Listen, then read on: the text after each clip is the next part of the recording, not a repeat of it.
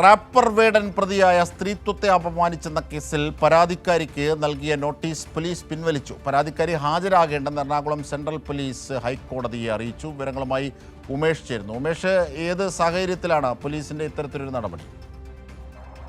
ഇത് എറണാകുളം സെൻട്രൽ പോലീസിൽ ഒരു പരാതി ലഭിച്ചിരുന്നു. ഈ റാപ്പർ വേടൻ ലൈംഗിക അതിക്രമം നടത്തി എന്ന് ചൂണ്ടിക്കാട്ടി യുവതി പരാതി നൽകിയിരുന്നു. ഈ പരാതിയുടെ അടിസ്ഥാനത്തിൽ സെൻട്രൽ പോലീസ് കേസെടുത്ത് അന്വേഷണം നടത്തുകയായിരുന്നു.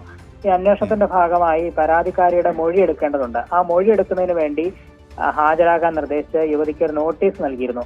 ഈ നോട്ടീസ് വന്ന പശ്ചാത്തലത്തിലാണ് ഈ നോട്ടീസ് റദ്ദാക്കണം, ഇതിൽ തന്നെ കുറിച്ചുള്ള വ്യക്തിപരമായ വിവരങ്ങൾ അത് പുറത്തു പോകാൻ സാധ്യതയുണ്ട്, അത് തടയാൻ പോലീസിനോട് നിർദ്ദേശിക്കണം എന്നുമൊക്കെ ആവശ്യപ്പെട്ട് യുവതി ഹൈക്കോടതിയെ സമീപിക്കുകയായിരുന്നു.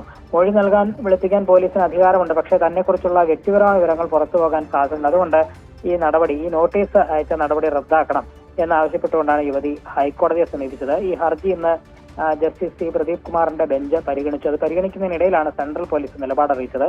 അതായത് നോട്ടീസ് പിൻവലിക്കുകയാണ് എന്ന് സെൻട്രൽ പോലീസ് കോടതി അറിയിച്ചു. ഈ ഹർജിക്കാരുടെ ആവശ്യം പരിഗണിച്ച് തികച്ചും സാങ്കേതികമായ ഒരു നടപടിക്രമങ്ങളുടെ ഭാഗം എന്ന് തന്നെ പറയാം, അല്ലേ?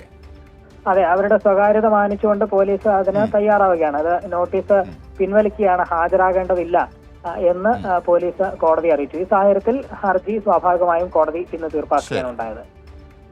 ശരി, കെ. ഉമേഷ്.